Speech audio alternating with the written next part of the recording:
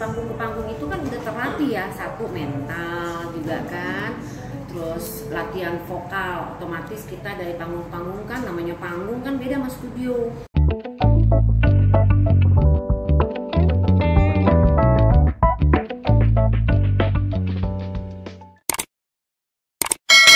Nah jadi gitu, nah dari yang kemarin tante ceritain semua segala macam aktivitas tante zaman dulu, nyanyi, nari, film, drama, olahraga, foto model, apalagi lah itu, mau kamu tanyain nggak? Oh ya, gimana sih? Kok bisa sih kepilih jadi nyanyiin lagu Jawaban Madu dan Racun? Itu tuh, tante mau jawab langsung ya. Tapi sebelum tante jawab langsung, tante cerita sedikit dulu deh, kenapa tante bisa terpilih ya. Kalau terpilihnya mungkin gini, karena faktor orang kan kalau mau cari penyanyi itu kan harus memang dia bisa nyanyi, basicnya kan itu ya. Kedua mungkin nggak fales ya, tahu nada. Terus yang ketiga karakter, ciri khas dari si penyanyi itu, mungkin itu.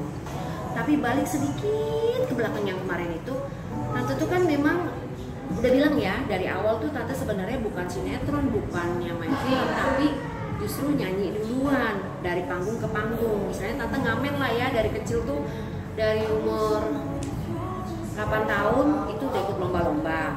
Habis itu kan tante nyanyi tuh dari panggung ke panggung, Monas lah, Senayan lah, segala macam gitu kan.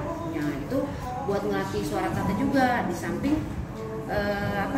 papa tante nih itu kan memang mengkursuskan tante untuk olah vokal sama temennya gitu. Jadi sedikit banyak adalah tante paham gitu ya.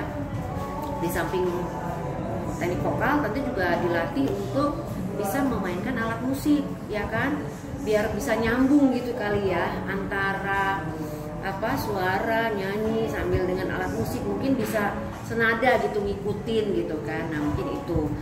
Nah dari panggung ke panggung itu kan udah terlatih ya, satu mental juga kan, terus latihan vokal, otomatis kita dari panggung ke panggung kan, namanya panggung kan beda sama studio gitu kan. Kalau panggung kan emang zaman dulu kan mic-nya juga nggak sebagus sekarang. Nah kalau sekarang kan mic-nya orang yang khusus penyanyi nih mic-nya sendiri gitu. Kalau dulu kan enggak, kita gantian gitu kan. Nah emang harus suara kita yang keluar gitu kan.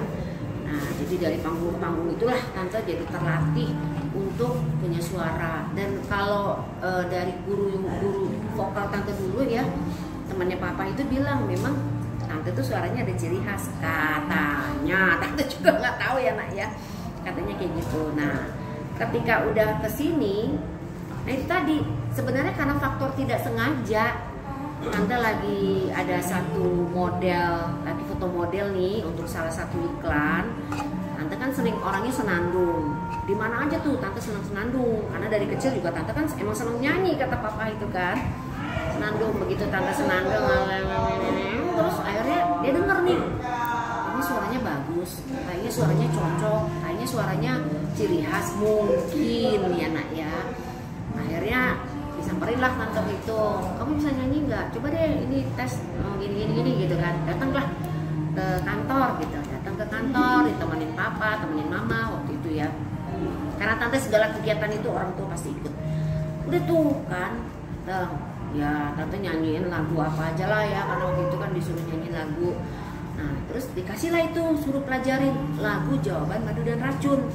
Tapi sebelum dikasih itu tante suruh dengar, pernah dengar lagu ini nggak? Ya pernah, tante bilang gitu kan, emang lagi happening banget kan waktu itu.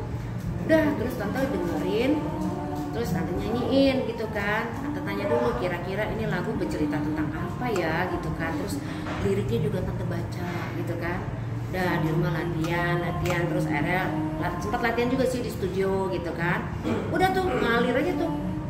Akhirnya tante dikontrak, terus masuk studio, terus manggung deh dari panggung ke panggung. Kalau dulu kan kita sistemnya tuh radio ada Sina, ada wawancara radio.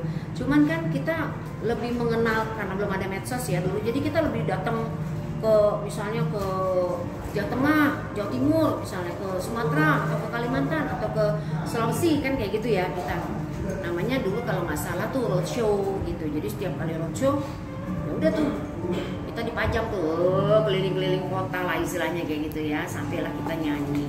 Nah itu jadi tante dikontrak, tante nyanyi lagu itu, dan kebetulan karena masih happening dari Madu dan Racunnya, dan jawaban Madu dan Racun juga lumayan waktu itu penghasilannya lah kalau nggak salah gitu ya.